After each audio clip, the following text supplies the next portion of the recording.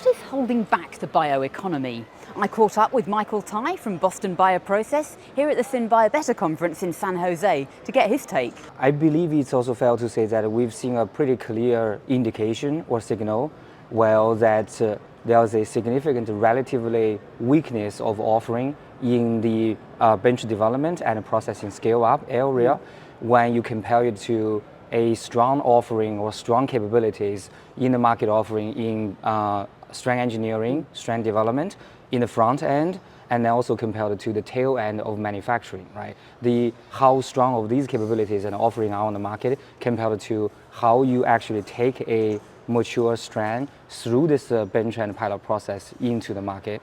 So I think that's basically the driving reason where we believe that Boston Bio could actually contribute, and there is a strong need in the market to really bridge this gap.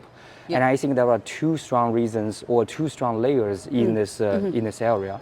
One is what I call the asset performance correlation, and the other is the systematic optimization approach. So for the first point of asset correlation, what that means is you could be very familiar and knowing very well of how performance of a 500 liter goes, but it is a significant gap to be able to accurately predict how 500,000 liter performance would go, right? So that's layer one, which we're working on.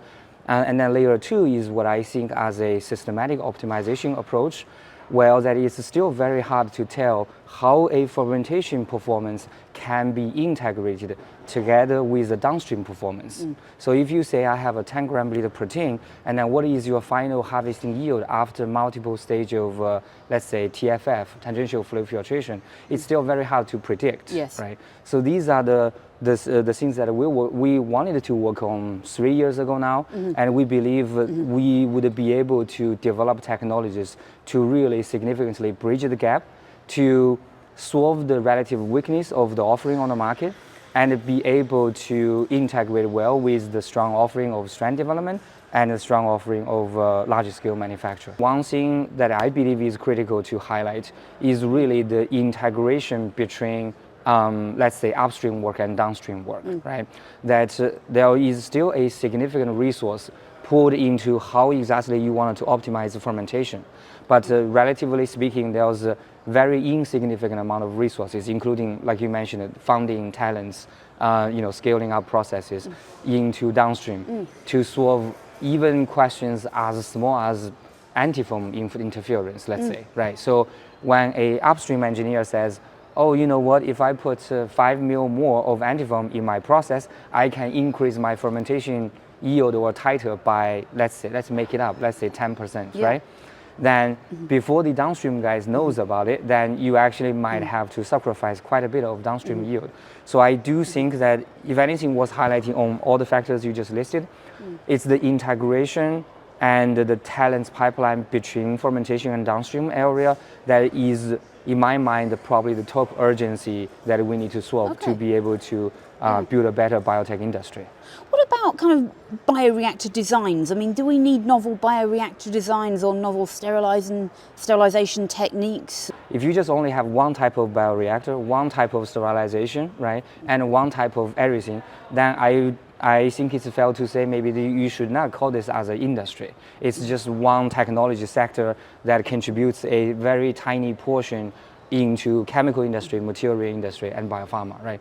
So I think that's my broader view, which means you really have to have a significant diversified of everything. And like you said, novel bioreactors, novel sterilization, different feedstocks, which actually also means that it enables you to have different multiple choices in different geographics. Right, so can you move biofuels to South America where there's a whole bunch of C5, like xylose, right?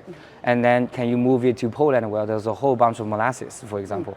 I think those are all broader views of industrial questions. And then there's the narrow view, right, which is how exactly you build up this biotech industry. And I think the answer is the same. We need each of these areas to have multiple different choices and technologies to be developed.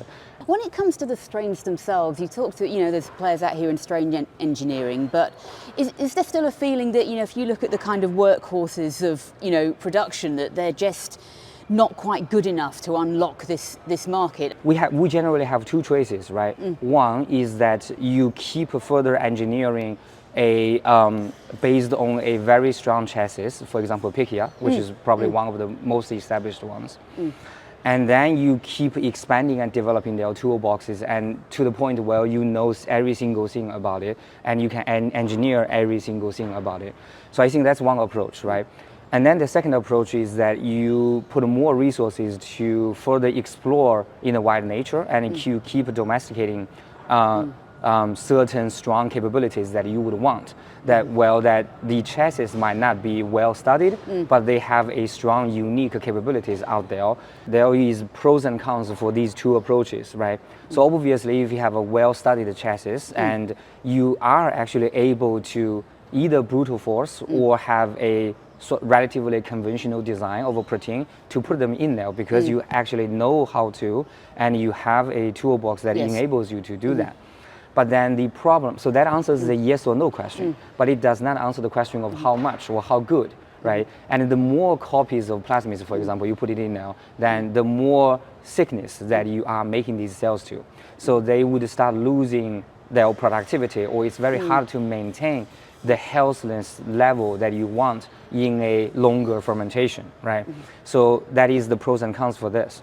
And then the pros and cons for trying to domesticating more of the wild type capabilities is obviously, I would say trichoderma is a great example, right?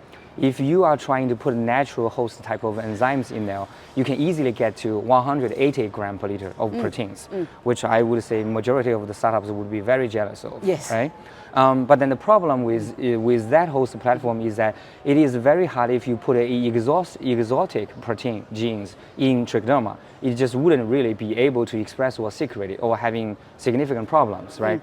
So I think those are the pros and cons for the second category. So I think we just need to study more to see what type of molecular or what type of expression pathways actually would fit a existing chassis and with further optimization, or it would fit better into a wild type exploration that would enable you to express these molecules better. What about continuous fermentation? I would say the specific answer for continuous fermentation would be that they have their strong application cases, and they might face certain challenges in other areas, right? So for example, that the easiest starting as an example is, let's say, biomass fermentation, well, that you are only looking for quantity of the values, and maybe certain nutritional values, maybe certain protein percentage or quantity. So if you play at that level of the game as far as the final product goes, I think continuous fermentation would have a very nice playground and a contributing place in that area. But when you are starting to look into areas where you need a certain specific functionality of a certain expressed proteins or molecules, or if you need to apply that into a certain induction mechanism coupled with growth areas, then you might face significant challenges, because when you run, let's say, 8 weeks of fermentation, I'm just making up numbers. Sure. If you're running 8 weeks of fermentation, then trying to have a seed tank completely in growth model, and then the moment you feed them into the main fermentation tank, and then you wanted to maintain the activity and the peak productivity for 8 weeks is a significant challenge.